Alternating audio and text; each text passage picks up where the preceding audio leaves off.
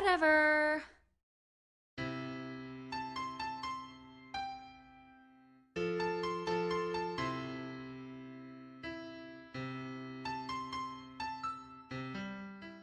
We like to show off our stuff.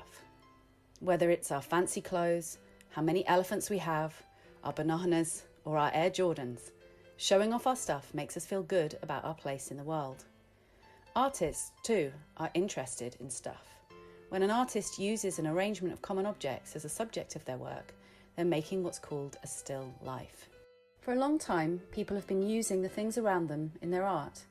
As far back as ancient Pompeii, we can find still life paintings on the walls of houses.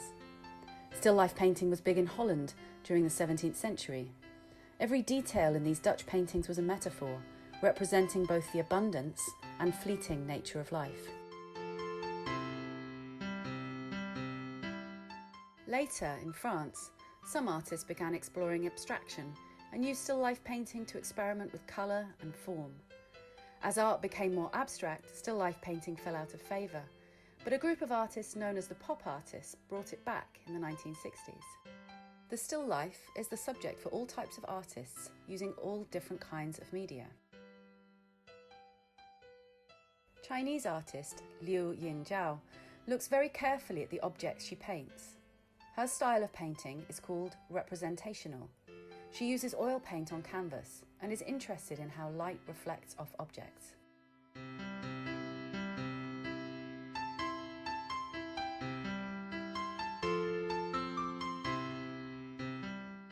Tom Wesselmann was one of those pop artists who brought still life back. He sometimes used a technique known as collage, where he cut out pictures from different sources and pasted them down to create his pictures.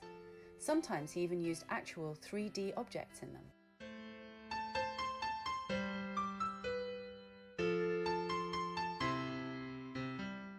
A still life can also be a photograph.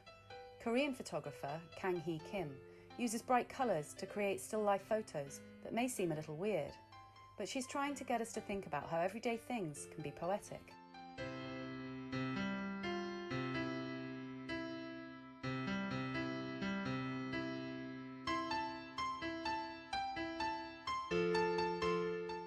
A good ceramic artist can make almost anything out of clay. Richard Diebenkorn uses his skill with clay to make sculptures that try to fool our eye. Everything in his sculptures, from the playing cards to the books, are all made from clay and are finished to look real. His work shows he has a good sense of humour.